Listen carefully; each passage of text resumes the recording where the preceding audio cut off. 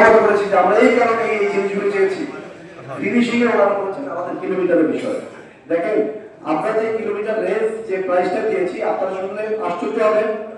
আমরা গভর্নমেন্ট আমাদেরকে যে দিয়েছিল যে প্রাইস দিয়েছি তার সাথে সমন্বয় রেখে আমরা একটা বর্তমানে কিলোমিটার ঢাকাতে গাড়ি পাঠালে সর্বোচ্চ 5,000 টাকার উপর পাঠাতে পারি না।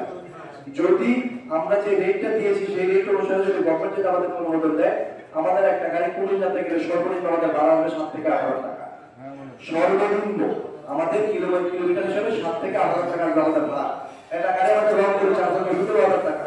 তাই আমরা যে বর্তমানে যে কাজগুলি করছি যে বিভিন্ন বিষয়গুলি নিয়ে আমরা সরকারকে সেই বিষয়গুলো আহ্বান করছি, এই আহ্বানগুলি করতে যে আমাদেরকে বিভিন্ন দপ্তর করে দিয়েছে।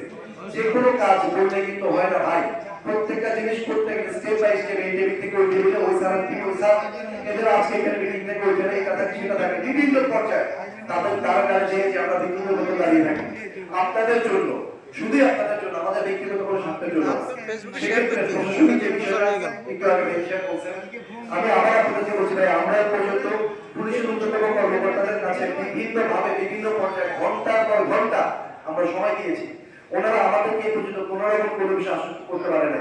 এখন আমরা যে আন্দোলনে যাব, দেশের যে প্রেক্ষাপটে আন্দোলনে গেলে আন্দোলনের জন্য কোনো ধরনের